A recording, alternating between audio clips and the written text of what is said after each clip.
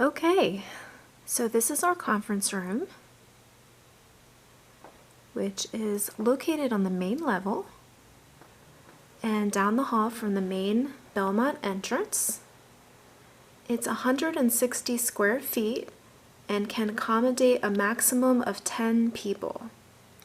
Although, as you can see, it only has table seating for 6. Additional chairs and tables are available out in the hallway, and I'll point those out in just a moment. As you can see, this is a really small space. So even though additional tables are available, I think it would be hard to fit them in here. This is a south-facing room with lots of natural light. I do have the blinds closed just to get a better picture on the video. And this is one of our spaces with air conditioning. In case you're wondering, this is an adjoining door into the library, and we do keep that locked. This room only has one electrical outlet that I know of right here down on the floor, and we do keep a power strip down there. And we can also loan our renters power strips and extension cords at no additional charge. This room can accommodate a projector, but it isn't ideal. In just a moment, I'll merge in some video footage of the projector setup in here so you can see what I mean. Renters may either bring their own projector or rent ours for an additional charge. Please note, though, that our projector does have limited availability and must be reserved ahead of time. A portable projector screen will be provided free of charge, but also needs to be reserved. This room does not have built-in sound, so our sound packages are not available in this space. Okay, so I'll go ahead and merge in the footage of the projector setup right now. Okay, this video is in response to a request for the projector in the conference room, which, as you can see, is possible. However, the projector has to be this far back for it to be fully on the screen. And then if people were in here, let's say like meeting at the table, you get this blinding light in your eye. So, I mean, really on this end of the table is where you really get the light. Back here, like the second half of the table, anyone sitting back here probably wouldn't, and maybe everyone could just sit from like this part of the room back, you know, like everyone could sit in the back. I'm not really sure what kind of meeting this is for, just in case anyone's curious. You can pick the projector up and move it closer to the front of the room. And as you can see, the picture is very small. And just to let you know how much bigger the picture gets if you're about halfway there. So depending on what the group wants, maybe they're okay with the picture being that small. It could work. I think it could work. I just think this video is going to be helpful in giving people a visual on what to expect. As you can see, it's a very tiny space. So yeah, hopefully that's helpful. Okay, over here you'll see signage reminding folks that these are DIY spaces. Okay. Renters are responsible for wiping down the tables, sweeping or vacuuming the floor, taking out trash and recycling, resetting the space, which includes putting tables and chairs back where you found them, and leaving nothing behind, including food. We do provide cleaning supplies in each room, and in this space they're over here in the cupboard, right there. And that includes things like multi-purpose spray, cleaning rags, trash bags, that sort of thing. And then back over here, our signage also posts the Wi-Fi network and password down in the lower left-hand corner. And up in the upper right-hand corner is the Building Coast cell phone. And that number you can call or text if you need assistance. It's much easier than trying to run around finding the building host on duty. There is always a building host on duty who can help with questions. Okay?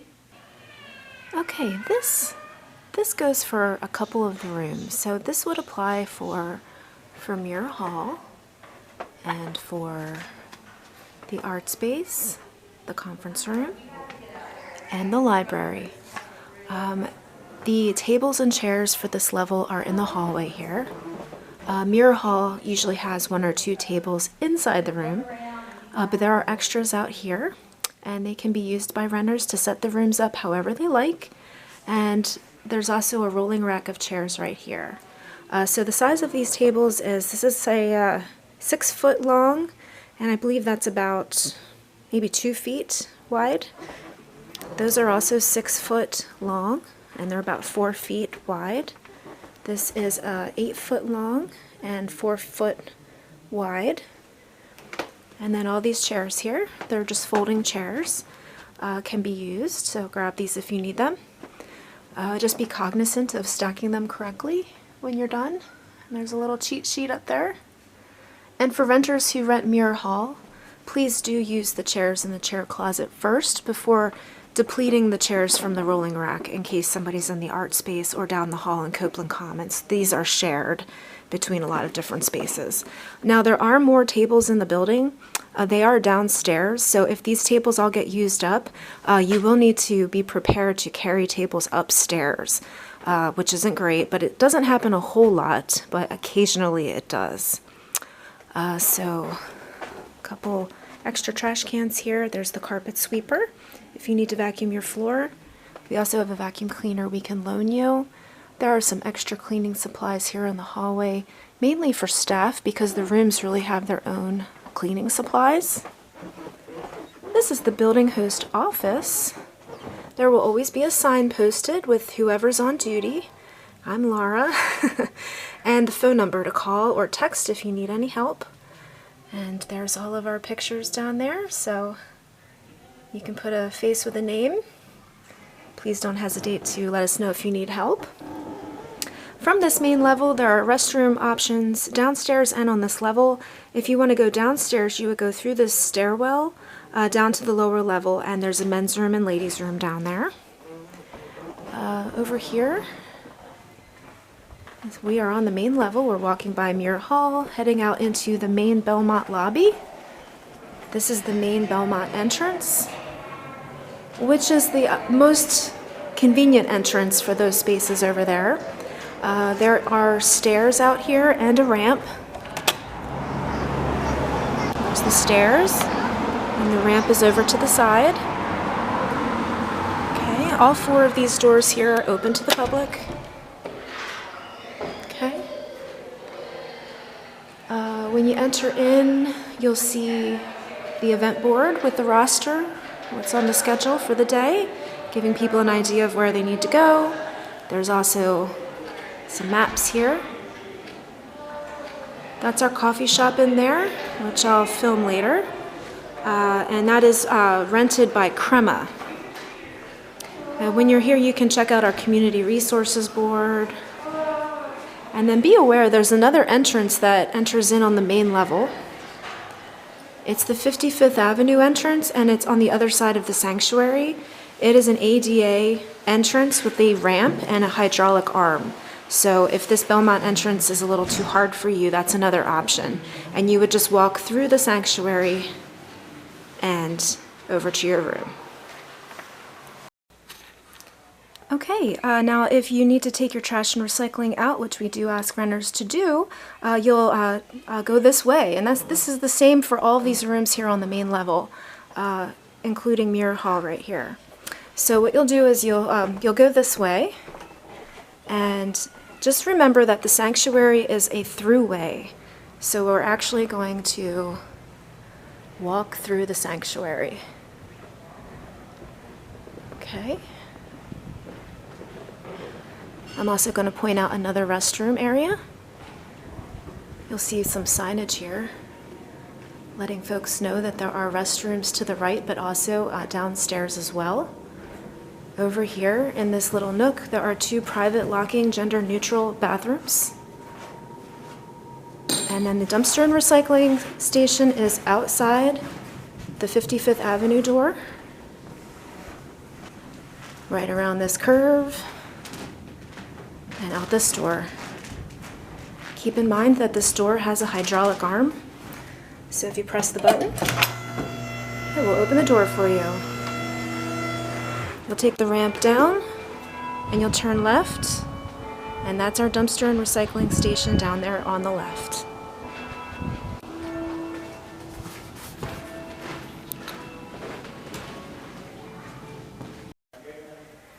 And one last thing, this goes for all of the spaces up here on the main level. Again, Muir Hall, the art space, the conference room, and the library. We have a small kitchenette downstairs that renters may use.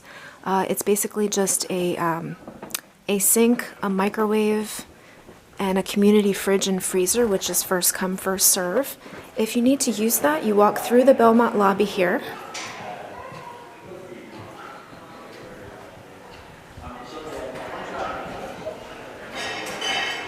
That's the coffee shop in there.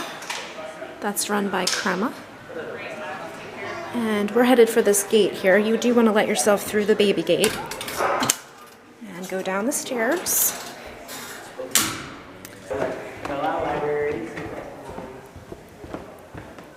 When you get to the bottom of the stairs, enter that doorway there.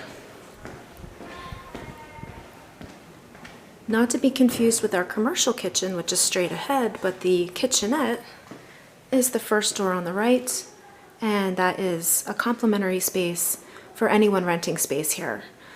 So yes, fridge, freezer. This freezer's not plugged in, so just be aware of that. Sink and counter and microwave. So help yourself. Okay, so to wrap this up, I'll just say please visit our website, taborspace.org, for our rental rates and additional information about our rental program and spaces.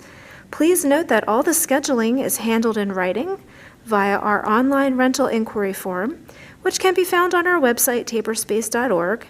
Completing the rental inquiry form is the first step in making a reservation, and once it's submitted, it will put you into contact with our scheduler.